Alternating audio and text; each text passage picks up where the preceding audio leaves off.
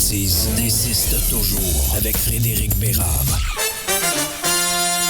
Oui, comme il dirait, 7h40, pardon. Et, attention, M. Bérard nous disait, avant d'entrer en ondes, qu'il y aura un duel de citations ce matin. Bon. Ouais, il se bon. Enfin. Bon. Comme si c'était de sa faute s'il n'a pas eu hier. Appelons ça un rayon de culture, en fait. Mais pas de soleil. Et tout sauf un rayon de soleil. All right. Ça va être le fun. Est-ce que tu veux te lancer tout de suite ou bien tu veux nous parler de nos billets aux Rolling Stones avant? Ah ben écoute, je commence avec le concours de citations. Tu t'enchaîneras le Rolling Stone pour que les gens aient le temps de voter. C'est bon. Alors aujourd'hui, vous avez le choix entre Simone Weil, qui était une grande philosophe qui est décédée pendant la Deuxième Guerre mondiale. Une femme qui disait la philosophie, ça s'évalue en pratique aussi. Alors, elle allait travailler dans les usines, elle allait travailler dans les champs pour connaître vraiment les conditions des travailleurs. Bon, c'est Simone, une grande femme. Et sinon, le grand romancier Gabriel Garcia Marquez honnêtement qui a écrit de petits bijoux comme Le Général dans son labyrinthe et L'amour au temps du choléra. J'en dis pas plus. Ah, ça a été un film, ça, L'amour au temps du choléra. Oui, monsieur. All right. Bon, tu vois que ma culture est pas pire. OK, alors, le choix numéro 1 ou le choix... le choix numéro 1 ou le choix numéro 2? Vous n'êtes pas obligé de nous nommer, nous mentionner ces noms, ces grands philosophes derrière ces citations. Ou ces gens importants. Bref, voilà. Allez, exécutez-vous. Là, le texto 825-255-9909. À la fin de la chronique, dans 15 minutes, 20 minutes, Fred va nous dire la citation gagnante. Maintenant, ça a l'air de quoi ces billets-là des Rolling Stones? Tu voulais nous en parler absolument, là. Moi, c'est moi qui vais en entendre parler. Derrière le pit, ça va être fantastique. 6e rangée. 6e rangée à Boston, le 30 mai, c'est ça? 30? Oui, trompe-toi pas de date, là, parce qu'on va pas y aller 2 fois. Et comme... je te dirais que Ticketmaster, si les personnes morales, c'est-à-dire les entreprises, pouvaient faire de la prison, Ticketmaster en ferait. Oui, non, ça, écoute, c'est rendu débile, là. Ça n'a plus de bon sens. Ça n'a plus de bon sens. Ce sont des bandits. Ça n'a plus de bon sens. Non, je sais. C'est tout ça pour une plateforme, là. Je n'ai pas parlé à personne, là. Mais bon, en tout cas, bref. Gardons le focus sur les positions. C'est pas un revendeur, là. Toi, c'est directement à la billetterie et ça coûte une fortune. Pour la plateforme sur le web, ça a pris 3 minutes et demie. Mais bref, quelle magie ce sera de voir Ron, Mick et Keith à Boston pendant, j'imagine, un bon 2 heures. Et on dit ça à chaque fois, mais probablement pour une dernière fois. Et il ne faut pas prendre de chance, en tout cas. Moi, je me souviens qu'en 2003, j'étais allé les voir au Centre Bell après qu'une avocate avec qui je travaillais chez Stikeman Elliott me dit « Fred, tu peux... » Je dis « Ouais, les billets sont chers en temps. » Elle dit « Fred, tu peux pas aller voir les Stones, c'est la dernière fois. » Oui, ça fait 20 ans. Ça fait 21 ans. Alors... Ça n'a pas de bon sens. Puis t'as-tu vu courir Jagger sur des images? Non. Le show à Vegas, je pense que les images que j'ai vues, écoute, c'est d'un bout à l'autre de la scène, à 81 ans bientôt. C'est fou raide, là. Ça fait réfléchir. Eh boy, je viens de courir 500 mètres, moi. Ah, mais il a peut-être commencé par un 500 mètres, lui, tout. Ah oui, il a peut-être commencé par un 500 mètres. Commence par monter les escaliers, on verra après. Ouais. On a eu le même train de vie pour le reste, mais à partir de là, il m'a clenché.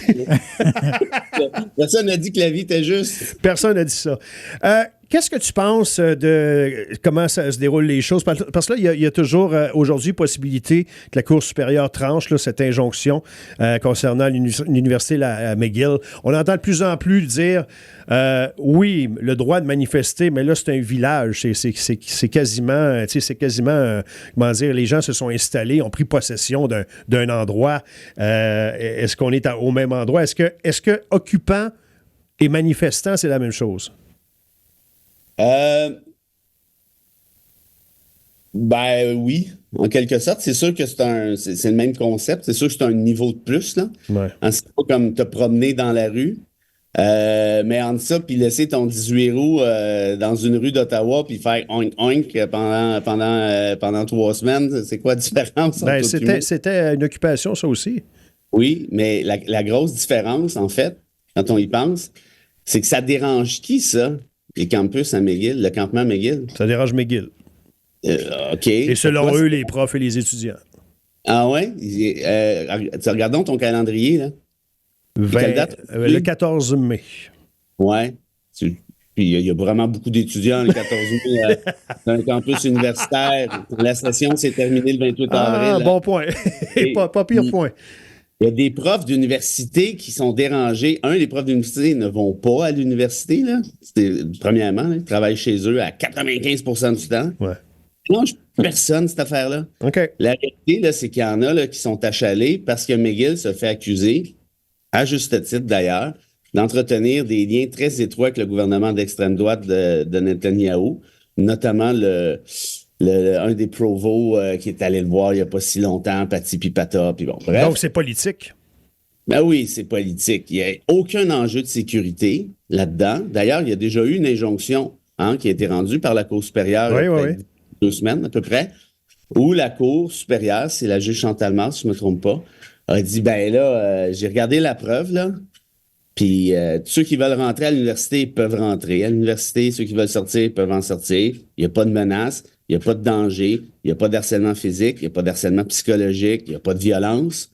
La liberté d'expression doit prévaloir sur le droit à la propriété privée. Merci, puis bonsoir. Puis là, il y en a qui disent, ouais, mais là, si les étudiants ils étaient chez vous avec les tentes, là, que je te dirais, ouais. Ben, c'est parce que chez nous, c'est pas un campus universitaire. Il y a beaucoup de différence. Donc, si on n'est même pas capable d'occuper. Puis là, je dis ça, puis vous avez compris, moi je suis content que ça se passe. Ben, on a un petit peu compris, oui. Oui, mais je vais vous dire pourquoi. C'est que je trouve qu'on vit dans des sociétés sclérosées, les doigts dans le nez, à faire des toc-toc, puis à regarder Netflix en buvant de la kombucha. Puis on est dérangé partout. Puis en se sacrant de ce qui se passe dans le monde. La réalité, c'est qu'à Gaza, actuellement, là, on approche des 40 000 morts, 13 000 enfants qui ont été brûlés, calcinés, assassinés. C'est un génocide, là. Puis c'est pas moi qui le dis, c'est la Cour internationale de justice. C'est un génocide. Fait que si un génocide, notamment avec des enfants, ne vous fait pas sourciller, vous voulez continuer à boire votre kombucha en regardant votre Netflix, faire des toc-toc, vous avez bien beau, mais pouvez-vous sacrer patience à ceux qui ont encore un peu d'empathie, puis qui décident de le manifester? Mais tu sais qu'il y a des gens qui vont dire c'est pas en allant faire du camping à McGill que ça va changer les choses. Ben, c'est encore drôle. C'est encore drôle. Parce que si les alliés de Netanyahou finissent par le lâcher, qu'est-ce qui va arriver? Okay. Israël, là, c'est pas une puissance mondiale, là. Israël, c'est un grain de sable. Puis moi, j'ai de la peine, puis je le dis, ça fait longtemps que je le dis, pour mes amis juifs et pour les juifs de manière générale, qui sont contre le gouvernement de Netanyahou, puis il y en a un sacré paquet, tu regarderas les manifs là-bas, qui ont honte, puis qui disent, c'est dégueulasse. Puis en plus, ils se servent de l'Holocauste pour justifier le génocide. Là, je te parle de Netanyahou. Ouais. Si tu critiques Netanyahou, t'es antisémite. Va au diable. Ça n'a rien à voir. Puis c'est gênant. Puis c'est pas moi qui le dis, ce sont des Juifs eux-mêmes. Ils disent, ça n'a pas d'allure de récupérer l'Holocauste à ces fins-là. C'est un génocide, point final. C'est ça que c'est. En terminant là-dessus, on a, écoute, tu le remarques toi aussi, André aussi, je suis persuadé, et les gens qui nous écoutent, on a tendance, il y a une immense tendance à tout mêler, hein, de nos jours.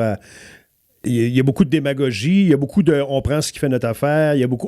Regarde, moi, quand j'en vois spinner que les manifestants sont pro-Hamas, il y a zéro preuve de ça. Puis comment je te dirais, la Cour supérieure l'a évalué, cette preuve-là. Mais ça sert à quelqu'un de le dire. Ben, évidemment, parce que là, si tu appuies les manifestants, c'est parce que t'es pro-Hamas, puis t'es antisémite. Ben non, moi, je ne vais pas embarquer là-dedans. Ça, c'est des petites menaces cheap, c'est un genre de terrorisme intellectuel, puis qui aillent au diable, ces gens-là. Okay. Parce qu'ils essaient de terroriser les gens en disant, voyez, là, si vous êtes du bord des manifestants, vous êtes du bord des terroristes. Non, c'est toi le terroriste au final. Et là, qu'on se comprenne sur une affaire. Il y a 2 choses ici à comprendre. Là, je vous ai donné mon opinion personnelle sur la pertinence de la manif. Évidemment, il y en a d'autres qui diraient, moi, je suis pas d'accord avec le contenu puis la pertinence de la manif, ça devrait pas être ci, ça devrait être ça. Bon. Mais ça, c'est une chose. Mais ce que la Cour a à évaluer, c'est pas le contenu de la manif comme tel. C'est pas l'idéologie de la manif. C'est plutôt sa constitutionnalité, sa légalité. Et ici, tant qu'il n'y a pas de violence, tant qu'il n'y a pas de menace, tant qu'il n'y a pas d'obstruction, théoriquement parlant, la liberté d'expression doit prévaloir. C'est ça qui a été décidé il y a 2 semaines. Puis ça, je veux dire, il y a un cadre jurisprudentiel là, au Canada là-dessus. Là, c'est pas la juge Mars qui a inventé ça. Et je pense, en tout cas, on verra, que si la preuve est à peu près la même, ben ça va continuer. En d'autres termes, tu peux haïr ce qui se dit dans une manif, mais s'il n'y a pas d'enjeu côté sécurité ou autre, la manif va pouvoir se tenir quand même, sauf si peut-être là, la Cour dit, ben là, c'est rendu justement une occupation, puis c'est trop ci, puis c'est trop ça, puis le droit à la propriété, blablabla. Ça, on verra bien. Mais pour le reste, puis rappelle-toi, tu sais, le convoi des camionneurs, moi, je te l'ai dit souvent, je trouvais l'idée derrière ça, l'idéologie bête, aller gueuler contre des mesures sanitaires, je trouve ça fou, mais j'avais pas de problème avec le fait qu'il le fasse, je trouvais ça poche, mais il avait le droit de le faire jusqu'à temps que ça vire justement en blocage, que ça vire une capitale nationale qui est assiégée, puis il n'y a plus personne qui peut circuler. Là, évidemment, c'est rendu autre chose. En passant, Pat King a plaidé non coupable hier. Bon, grand homme. Ce sera tout. On fait une pause, on revient. On est probablement le matin. La bêtise insiste toujours avec Frédéric Bérard. Quelques minutes encore. Dans un instant, le résultat de ce duel de citations. Et la 1 domine sur la 2 actuellement. La dame qui visitait les entreprises. Oui, ben là, tu parles comme si c'était une agente d'assurance, là, mais c'était plutôt une des plus grandes philosophes du 20e siècle, mais bon, quand même. Travaillait pour le MAPAC. Son nom m'a pas marqué. Ça a l'air. Vas-y, non, c'est quoi son nom? La bonne femme qui se promenait des entreprises. Puis l'autre, là, le numéro 2. OK. L'autre, celui qui avait le choléra, là. Oui, c'est ça. Lui qui a fait un film, là. La varicelle. OK. Ramenons ça à plus sérieux si on veut terminer ça en beauté. Parce que c'est quand même ça. C'est pertinent, cette chronique-là, quand même, Fred. Faut quand même. Je laisse les gens juger. Il faut quand même le rappeler. Oui. En temps normal, c'est obligé de le rappeler. C'est peut-être. Ouais, c'est peut-être pas une bonne affaire. c'est comme quand faut que tu racontes ta joke, mettons. Ouais, c'est ça, faut que tu l'expliques. Un petit détour par les États-Unis. Michael Cohen, qui est entré dans la danse. Celui à qui Trump avait dit tu t'arranges pour tenir ça mort, là, cette histoire-là, puis toute la patente. Tu regardes ça aller un peu? Un petit peu, ouais. Il a témoigné hier. Ouais, c'est-tu intéressant, là? Moi, j'ai décroché, là. L'affaire, c'est que Cohen, il a été bon, mais le problème, c'est qu'il n'est pas très crédible, hein? Parce qu'il a déjà écrit un livre qui s'appelle Disloyal, qui veut dire déloyal. Puis, il explique que Trump, c'est un gourou, ci puis ça. Mais il explique aussi que il a toujours voulu faire un peu partie de la mafia, puis c'était ça son idée quand il est allé faire du droit. C'était pas faire du droit comme tel, mais de s'acoquiner avec la maf, puis toutes sortes d'histoires de pas trop propres, pour pas dire pas propre du tout. Puis il disait, moi, j'étais prêt à faire n'importe quoi pour Trump, même des trucs illégaux, puis pati, puis pata. Mais c'est parce que ça va y rebondir d'en face, parce qu'il va être contre-interrogé aujourd'hui, si je me trompe pas. Ouais. Et la job des avocats de Trump, c'est quoi? Ben, ça va être d'y rentrer dedans pour démontrer qu'il n'est pas crédible. Puis avec toutes les citations, notamment dans son livre, qui sont passées de manière générale, ça l'aide pas. Je pense qu'il va en avoir plein la gueule. Tu sais, surtout que si on connaît un peu Trump, on s'imagine que ses avocats vont tapocher assez fort. Et là, c'est ça. C'est vraiment un témoin qui est pivot, hein, qui est clé dans ce procès-là. Ouais. Parce que pour ceux qui ne savent pas trop, c'est quoi le procès en question, je peux l'expliquer en 2 secondes. Là. Et, Stormy Daniels, qui est une vedette du porn, qui a couché avec Donald Trump là, dans des circonstances qui c'était pas un viol selon elle, mais elle dit que c'était pas loin non plus, il l'empêchait de sortir, puis bon, blablabla. C'est vraiment pas glorieux. Et elle a voulu raconter cette histoire-là tout juste avant l'élection de 2016. Quand Trump a appris ça, il a paniqué parce que pas longtemps avant, sa très triste citation ou célèbre citation dans le mauvais sens du terme qui a dit toutes les filles, je veux les... Grab the pussy. Grab them by the pussy, je veux les pogner par la fourche, disons-le crûment. Là, il dit, moi, là, si l'affaire de la pornstar sort en plus, les gars vont trouver ça cool, mais les filles vont me détester. Fait que bref. Les gars vont trouver ça cool. Non, mais c'est vraiment sa citation, c'est ce que Cohen a raconté. Il dit là, les filles vont m'en vouloir, comme si le reste n'était pas assez, mais en tout cas. Et donc, Cohen est arrivé, il a fait un chèque de 130 000 $ et s'est fait rembourser après. Et c'est là qu'est le procès.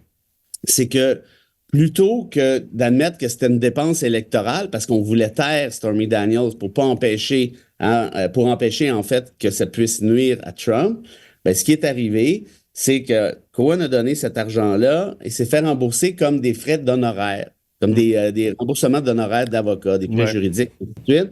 Et c'est la falsification de ces documents-là qui sont au cœur du procès. Ouais. Or, c'est sûr que ça a été falsifié, ça, on le sait, mais le problème, c'est qu'on ne sait pas si Trump a autorisé ça ou pas. Si Trump ne l'a pas autorisé, on est au criminel, il va être acquitté. S'il était derrière ça, ben là, ça va être autre chose. Et là, Cohen dit oui. Mais comme je vous dis, c'est pas nécessairement le témoin le plus crédible dans la boîte non plus. Non, surtout si tu as écrit un livre, d'ailleurs, qui glorifie le fait que tu étais malhonnête et déloyal. Pas mal. Ouais, Pas mal. J'étais sous le joug de Trump, blablabla. Ouais. Il n'y avait pas 19 ans non plus. Là. Il avait 39 ans quand il a connu Trump pour la première fois. Puis il a fait faire toutes sortes de jobs sales. En tout cas, regarde, on verra ce que ça donne. Mais moi, ce qui me fascine, c'est de voir la réaction de l'électorat américain. Ouais. Trump ne recule pas du tout. Là. Si ça se trouve, il a monté. Même dans 5 États pivots, comme par exemple l'Arizona, le Wisconsin, il mène. Il a repris de l'avance par rapport à Biden. Non, ça l'aide. Et ce procès-là, c'est pas le procès, c'est un peu technique, je viens de vous l'expliquer en quelques lignes.